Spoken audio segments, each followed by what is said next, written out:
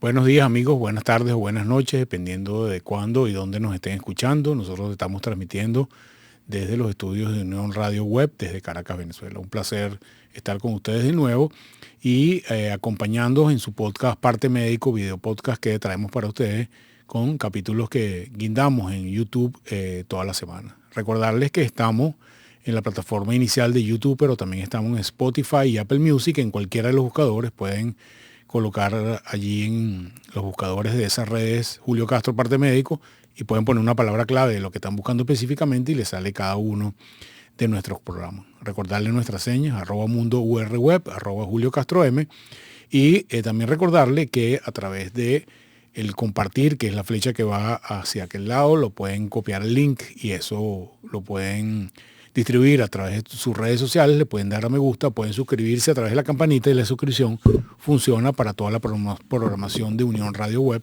que tenemos para ustedes todos los días.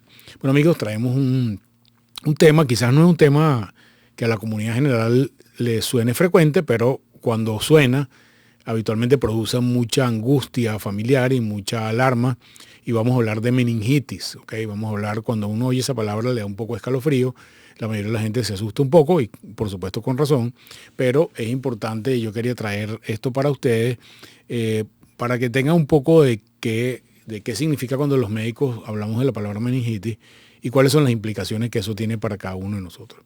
Lo primero, la definición: la meningitis es todo lo que tenga itis indica inflamación. Y meningitis es inflamación de las meninges. La meninge es una estructura que está recubriendo todo nuestro sistema nervioso, fundamentalmente central, pero algunas zonas del periférico también. Es decir, es una capa que recubre todo nuestro cerebro, inclusive se mete en las hendiduras de nuestro cerebro.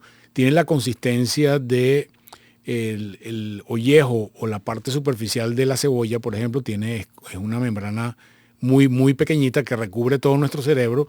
Y entre esa membrana y nuestro cerebro hay lo que se llama el líquido cefalorraquídeo. Ese líquido que tiene diferentes funciones, entre ellas funciones de amortiguación, tiene funciones inmunológicas, tiene funciones antiinflamatorias.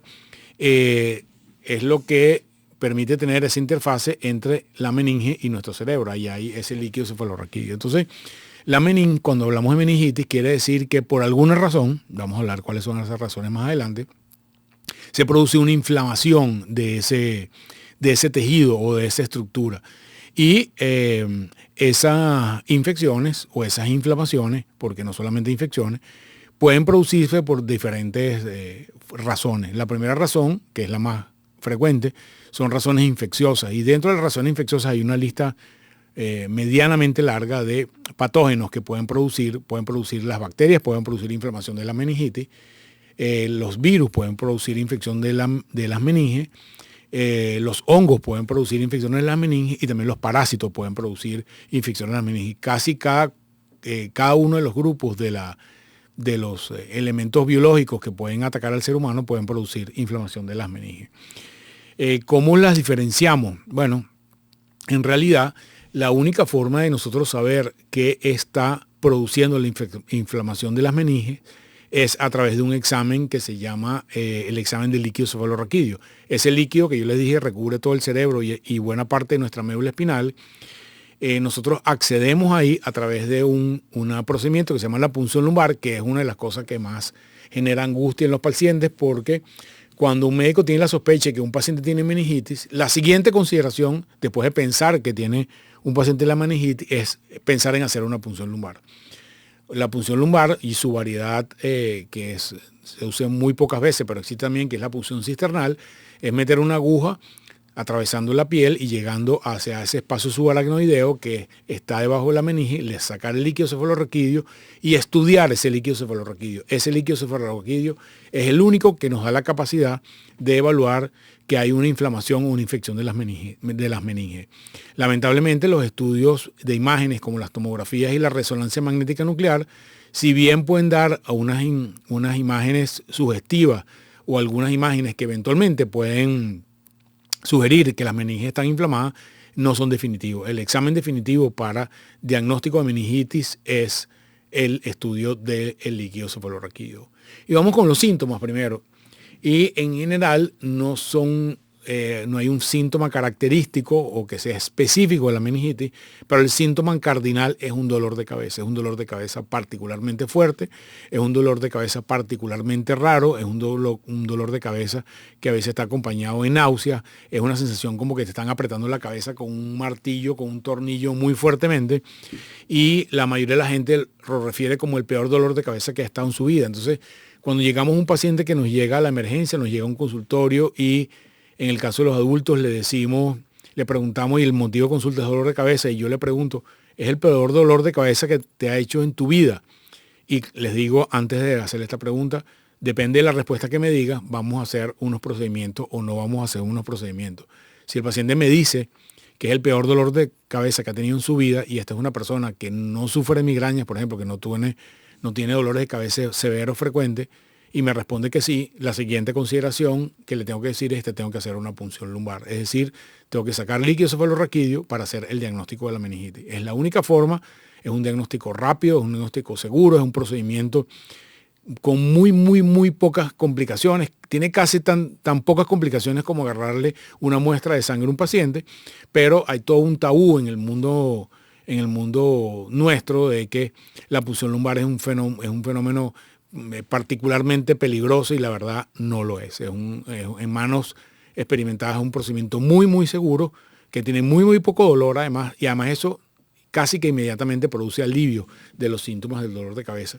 Y nosotros necesitamos sacar ese líquido cefalorraquídeo, habitualmente son quizás unos 30, 40 cc, no es mucho más que eso, que llenamos en unos tubitos, y nos da información tanto en el momento inmediato de hacer la punción como en el estudio que se hace de observar ese líquido cefalorraquídeo en un microscopio y posteriormente se estudia para identificar diferentes tipos de bacterias. Obviamente, si es un proceso infeccioso, la causa de la meningitis, la mayoría de los pacientes con dolor de cabeza también puede tener fiebre, pero pudiera no tener fiebre y tener solamente dolor de cabeza, y de ahí en adelante la fiebre o se puede asociar a otros procesos infecciosos porque la meningitis puede cursar como una infección primaria, es decir, la persona tiene meningitis primariamente o la meningitis puede estar en el contexto de un cuadro infeccioso de otro orden. Por ejemplo, hay pacientes que tienen neumonía y pueden tener meningitis. Hay pacientes que tienen bacterias en la sangre como una infección de la sangre y pueden tener meningitis secundariamente. Entonces, cuando cualquier cuadro infeccioso está asociado a un dolor de cabeza particularmente fuerte, estamos obligados a descartar el diagnóstico de meningitis y la única forma que les dije es haciendo la punción lumbar para ver el líquido cefalorraquídeo. En lo que tenemos, tarda evaluar esa primera líquido cefalorraquídeo unos 20, 30 minutos, máximo una hora, y ya tenemos un buen idea de si la meninge está inflamada o no está inflamada. ¿Cómo llega? En este momento quizás ustedes se preguntan, bueno, ¿cómo llega una bacteria, un parásito, un hongo al cerebro? Bueno, puedan llegar por diferentes vías. Una de las vías comunes es a través de la sangre. Por ejemplo, una persona que tiene bacteria en la sangre, y esto pasa típicamente con dos bacterias que son el neumococo, que es una bacteria respiratoria, o el meningococo, que es una bacteria que puede estar en la sangre o puede estar en el cerebro, se puede ir de la sangre al cerebro de una forma directa. ¿Por qué? Porque nuestro cerebro tiene sangre y quizás la expresión de ese líquido cefalorraquídeo es que en algún momento hay conexión de la sangre que pasa por el cerebro, que es la parte de la expresión, es ese líquido cefalorraquídeo y las bacterias llegan desde la sangre hasta ahí. Lo segundo puede ser por contigüidad, es decir, una persona que, por ejemplo, tiene una infección, una sinusitis, una infección de los senos frontales, puede pasar a través de los senos frontales o a través de la nariz o a través inclusive de los oídos que tienen conexión pequeña y estrecha con el cerebro, puede pasar desde ese sitio, puede pasar desde las mastoides, que son unas estructuras óseas que están en nuestro cráneo, entonces puede pasar a través de eso. También puede pasar a través de traumatismo o lesiones. Por ejemplo, una persona que sufre una fractura de cráneo, al producirse la fractura en el cráneo, eso puede generar una ruptura de la meninge o una ruptura de esa barrera que nosotros llamamos barrera hematoencefálica, y al haber esa comunicación que puede ser bidireccional, es decir, se puede perder líquido cefalorraquídeo, por ejemplo, por la nariz. Hay personas que tienen lo que se llama una fístula del líquido cefalorraquídeo. Por ejemplo, se fracturó el cráneo, tuvo un traumatismo, tuvo un accidente en una moto, se fracturó el cráneo, una microfractura de la base del cráneo que puede no haber sido obvia, es decir, la gente se dio un golpe en la cabeza y no sabe qué pasó, y a los días o a las semanas empieza a botar lo que piensa que es moco, pero en realidad es líquido cefalorraquídeo a través de la nariz. Y a través de esa fístula, que es ese pequeño huequito, bacterias de la nariz pueden pasar al líquido cefalorraquídeo y pueden producir infección en las meninges o en nuestro cerebro. Como le dije, los síntomas habituales son un dolor de cabeza muy, muy potente, muy fuerte, muy significativo, que se acompaña de molestia, la luz nos molesta, náuseas, puede haber fiebre intensa, habitualmente hay, junto con las náuseas, hay vómito. Los cuadros de meningitis en los niños son un poco diferentes porque quizás un niño pequeño de 2, 3 años no es capaz de decir que le duele la cabeza. Entonces ahí el diagnóstico es mucho más difícil, hay irritabilidad también. Y nosotros hacemos unas maniobras clínicas que llamamos maniobras semiológicas con las cuales vemos si la meninge está inflamada. Nosotros podemos, por ejemplo, flexionar nuestra parte, para pacientes que hay dolor de cabeza le mandamos a flexionar o le flexionamos ligeramente la nuca y eso produce un dolor terebrante que llamamos nosotros, produce una exacerbación del dolor de cabeza muy importante.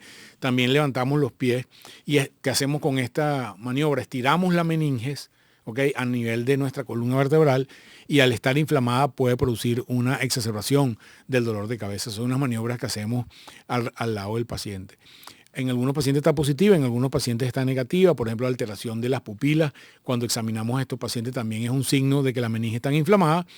Pero, como le dije, en definitiva, necesitamos estudio de líquido cefalorraquídeo. Los médicos en general decimos que cuando sospechamos que un paciente tiene una meningitis, es mandatorio hacer el líquido cefalorraquídeo. Si el líquido cefalorraquídeo nos da negativo para meningitis, bueno, al final no perdimos nada, lo que hicimos fue una punción, pero no podemos dejar que una meningitis se nos pase del diagnóstico al no hacer la punción del líquido cefalorraquídeo. Entonces, para nosotros es fundamental, no se angustien cuando un médico le dice que tiene que hacer una punción lumbar, porque en realidad es un beneficio que le va a dar a los pacientes. ¿Qué tipos de agentes vivos pueden producir este cuadro de meninge? Bueno, hay bacterias, las más frecuentes son neumococos, por ejemplo, en el caso de los adultos, inclusive en los niños, las bacterias que producen neumonía también pueden producir, asociado a la neumonía pueden producir meningitis. Hay una bacteria que se llama Neisseria meningitidis, es una bacteria que típicamente afecta a las meninges, es más común en los niños que en los adultos. Es una bacteria que tiene una capacidad de producir enfermedad muy severa, muy rápido y es muy, muy agresiva. Algunas otras bacterias como el Haemophilus influenza tipo B, que es más común produciendo meningitis en los niños. Hay otras bacterias quizás menos comunes como la listeria y los estreptococos que pueden producir infecciones. En el caso de la listeria es más común en personas de ancianos. El caso del estreptococo tipo B es más común de la meningitis en recién nacido. Y en general nosotros hay como unos gérmenes que son típicos de diferentes edades, pero todos se hacen del diagnóstico de la misma manera. También hay unos virus, podemos tener meningitis virales, es decir, nosotros sacamos el líquido cefalorraquídeo, lo mandamos a estudiar a través de cultivo y ese cultivo puede ser negativo. Y al estar negativo no significa que no hay meningitis, lo que significa es que no se identificaron bacterias. Esto negativo puede estar relacionado con dos fenómenos. El primero de ellos, que no sea una bacteria, sino sea un virus, por ejemplo. Y el segundo de ellos, con que esta persona quizás a lo mejor 2 o 3 días de fiebre antes había tomado algún antibiótico o le habían indicado algún antibiótico y puede ser suficiente que el antibiótico no permita crecer la bacteria en el líquido cefalorraquídeo y a pesar de que sea una meningitis bacteriana. La medicina en algunos escenarios es un fenómeno complejo y solo la integración de toda la información es la que nos hace el diagnóstico. Entonces, hay algunos virus que sí pueden producir meningitis, como los enterovirus, virus intestinales. El virus de herpes puede producir encefalitis o meningitis también. Un virus como la parotiditis puede producir también infección de las meninges y puede haber meningitis por virus. También puede haber meningitis por hongo en los pacientes que tienen inmunosupresión severa, pacientes trasplantados, pacientes con VIH, pacientes que están tomando esteroides durante mucho tiempo. Algunos hongos pueden colonizar el cerebro y esos hongos habitualmente están casi que en nuestro ambiente y viven con nosotros, pero en estos pacientes inmunocomprometidos pueden producir esa meningitis. Y también algunos parásitos pueden atacar nuestro sistema nervioso central. Quizás uno de los más llamativos, a pesar de que, gracias a Dios, no es tan frecuente, hay un parásito que se llama la Naegleria, y los típicos casos de pacientes con Naegleria son habitualmente personas jóvenes, adultas, sanas, que se meten en un lago o se meten, por ejemplo, en carnaval y tienen juegos de carnaval, o se meten en lagunas que tienen barro. Por ejemplo, la Naegleria vive en aguas estancadas, y estas personas que se ponen a jugar echándose agua con otra, inclusive con mangueras de alta presión, la Naegleria puede entrar a través de la nariz y ahí coloniza el sistema nervioso central y son particularmente severas. Hay causas de meningitis no infecciosas también. Hay algunos agentes químicos que pueden producir inflamación del sistema nervioso central, algunas enfermedades inmunológicas, algunos medicamentos inclusive pueden producir inflamación de la meninge crónica. El cáncer puede colonizar la meninge y puede producir una meningitis carcinomatosa, y la tuberculosis también puede producir meningitis, como una de las bacterias que, gracias a Dios, no vemos tan frecuentemente. ¿Qué hacemos con los pacientes que tienen meningitis? Pues le damos tratamiento. Cuando los estudios de líquido cefalorraquídeo o los antecedentes del paciente nos hacen pensar que es una meningitis bacteriana, nosotros usamos antibióticos potentes que están dirigidos a tratar rápidamente la infección que se produce en el cerebro. Para darles una idea, la mayoría de las veces, quizás hace 60 o 70 años, bueno, yo no estaba ahí, pero nuestros profesores sí estaban allí, utilizábamos penicilina para tratar la meningitis, porque la mayoría de las más frecuentes en adultos que produzca infección en la meninge son bacterias del grupo de los cocos gram positivos, y se utilizaban las penicilinas con muy buen resultado. Posteriormente, cuando empezamos a darnos cuenta de que no solamente eran los estreptococos, los neumococos los que producían la infección, hubo que aumentar el espectro. Hoy en día utilizamos unos derivados modernos que se llaman las cefalosporinas de tercera generación, que hicieron un cambio muy drástico del tratamiento de la meningitis. Para darles una idea, en los años, quizás a finales de los años 70, 80, que todavía se utilizaba la penicilina en combinación con otros antibióticos, el porcentaje de secuelas en meningitis estaba cercana al 20-30% de las personas que tenían meningitis. Hoy en día, el porcentaje de secuelas está en menos del 1%.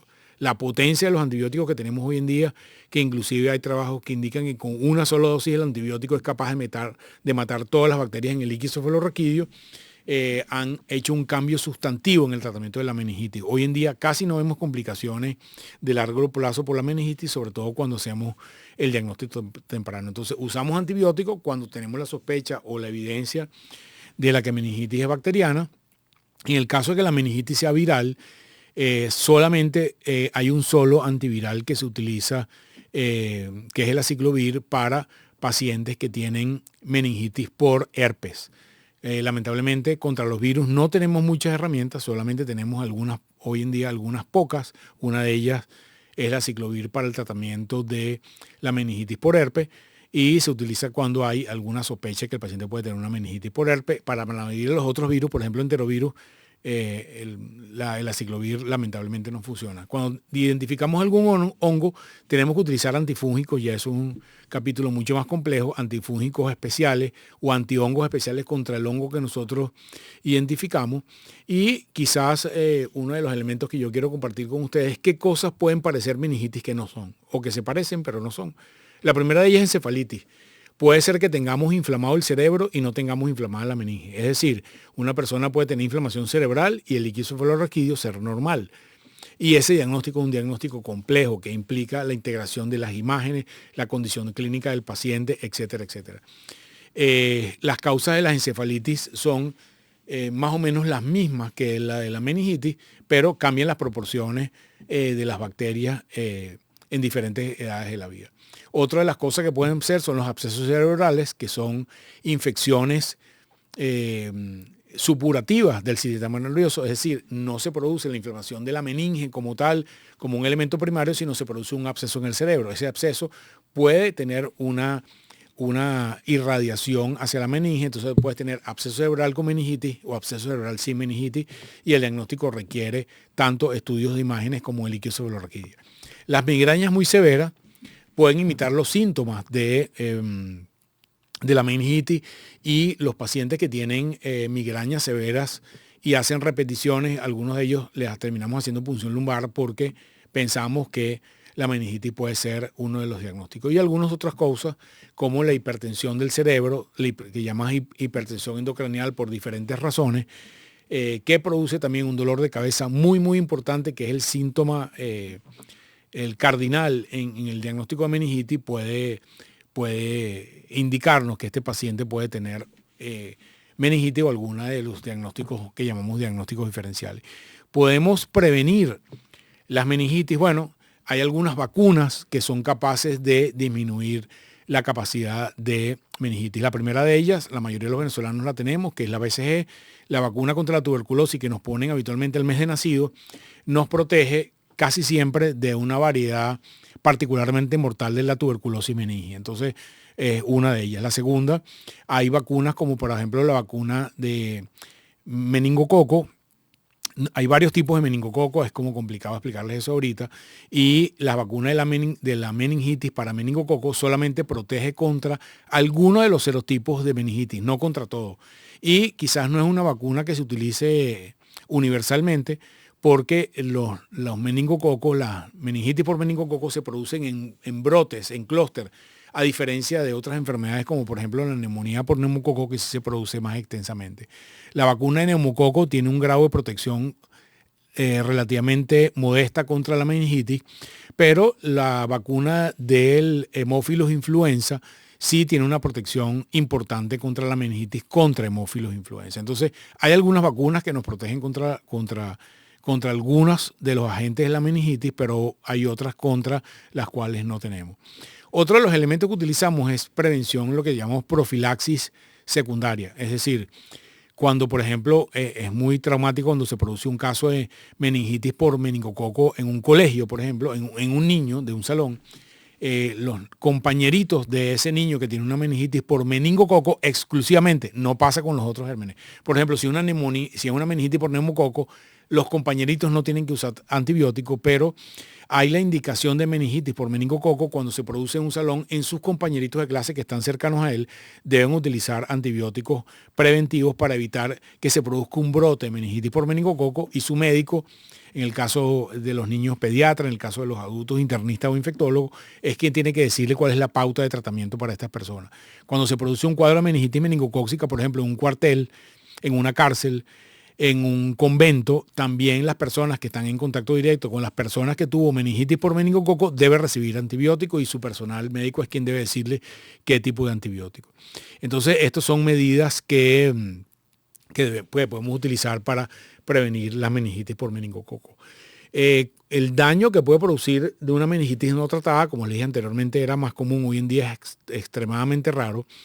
Puede haber daño cerebral con lesiones cerebrales extensas, pérdidas auditivas, es decir, sordera, puede haber ceguera, puede haber epilepsia, puede haber déficit cognitivo de tu capacidad de raciocinio a través del tiempo, sobre todo si la meningitis no se diagnostica tempranamente.